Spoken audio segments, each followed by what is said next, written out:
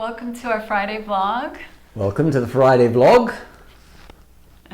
And today we're going to be talking about righteousness in relationships and how things can go south pretty quickly when people get righteous. It seems to be a rule. And we had a recent experience of that in our relationship where I got quite righteous about Angus being late, and I felt very, what did I feel? Justified. Justified in my righteousness. And you had your corresponding righteousness. I did. I had my corresponding reaction, which was one of sheer dismay, I would say. Dismay? Well, dismay that you were being so righteous. It felt like a display of criticism. Well, no, I felt like it felt like a display of criticism. And I felt that way too. I know. There was a chain reaction. It was.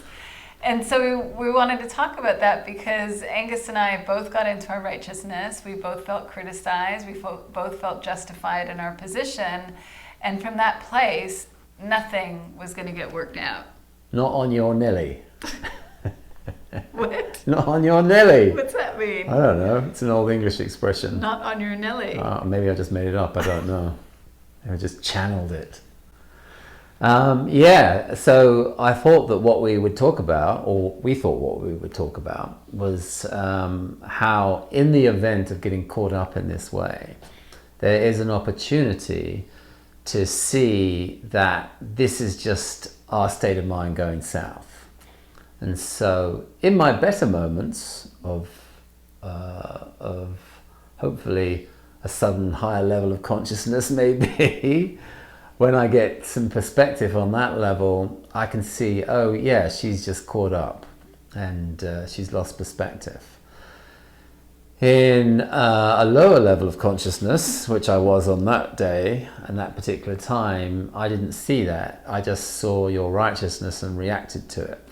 And it was interesting because I've come up with this metaphor recently where I've borrowed this idea. I was going to say the late great Phil Spector, but he's not so great anymore and he has recently departed. But in his heyday he was great. For his music. With his music. We can let's just focus on his music. We won't focus on the misdemeanors of Phil Spector. I think it's more of a misdemeanor. It is more than a misdemeanor. Okay. Didn't he kill his wife? Oh, yes, he did. That's I think he shot his wife. Okay, well, let's not digress.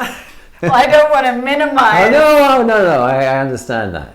Anyway, when in the heyday of his musical career, he came up with this concept, or came up with this technology called the wall of sound, where he would amalgamate all these different sounds and all these different instruments, and he would put it all together and it would sound like this giant orchestra, which meant that he didn't have to go and record a giant orchestra. He could create the sensation of a giant orchestra in the studio. As the producer. Right. So in a sense, as our own producers around the realm of thought, we kind of create our own wall of sound, although in this case, it's our own wall of thought. Got it. And so this is now for me a new way of looking at myself when I'm caught up, and perhaps the people around me who are caught up. I'm like, oh, they're dealing with their wall of thought, or I'm dealing with my wall of thought. And all that is an amalgamation of old thinking that has just like captivated me in the moment, and I just cannot see the wood for the trees. And that's all I can see in front of me. It's kind of like this glorious mirage that is occupying all my attention. So it's been helpful for me to see it on those terms because I can just see, yeah, look, my wall of thought is up. Oh, my state of mind has gone south. Perhaps it's best not to play ball at this moment, or to get on board that train of thought. So last week... Or to scale that wall of thought. You don't even want to scale it, do you? If it's a mirage, you're going to fall down. Actually, yeah. So last week, when I came downstairs, it was all righteous and angry with you. I was just seeing my wall of thought. Yes. And you, when you had your reaction, you were just seeing your wall of thought. Yeah. And so there were two people behind their walls of thought, not able to hear each other, not able to see each other's point of view, just basically able to see the mirage in front of us. Yeah, and often a descriptor of couples difficulty is they talk about the walls between them. Oh, yes, they do. And it is just those walls of thought that we're pointing to here. Yes. Yeah. So, then what? So for me, the real opportunity is just to see that it is all mirage. It is all an illusion. It is all a product of our imagination. And it is all based on the state of mind that we currently find ourselves in, and we've just been captivated by it.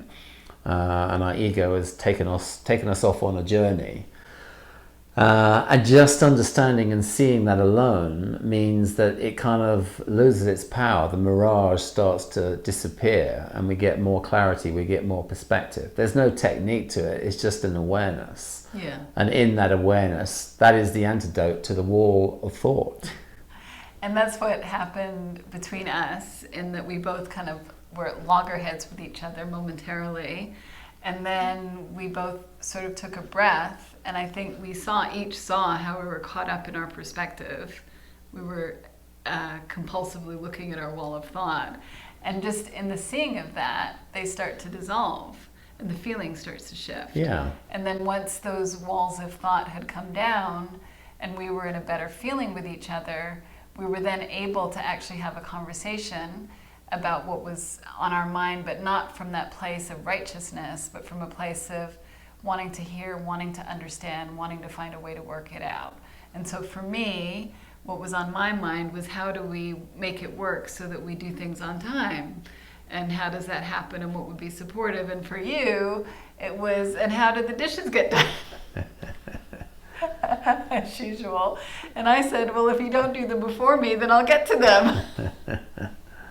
So we came up with more creative solutions. We were able to basically be on the same side as we address those issues, rather than being at loggerheads with each other. Yeah. And for me, that wall of thought, that wall, it is kind of a wall of thought as well. It is a fortress in a sense. That wall of thought is a good visual for me, because really at the end of the day, what I'm up against is my feelings. So my feelings come rushing in, and I react from that place. And knowing now that I will feel differently when I settle is a game changer. So ultimately what happened last week is I was confronting my wall of thought and the feelings that come along with it. And I had this hunch that I will settle. So my reactivity was probably tempered by that realization. And lo and behold, 10 minutes later, I had settled, and we were able to come to a satisfactory solution as to how to move forward. Yeah. So whenever you're up against righteousness within yourself or with your partner, understand that you're just up against that wall of thought that is a mirage, it's not real, and that give yourself a moment and it will start to dissolve and you'll settle down, and then you'll be able to be present, you'll be able to hear, you'll be able to connect. But when those walls of thought are up, it's really, I would say, impossible to connect. Yeah, absolutely. Well, we hope you enjoyed this. Have a great weekend. Have a great weekend.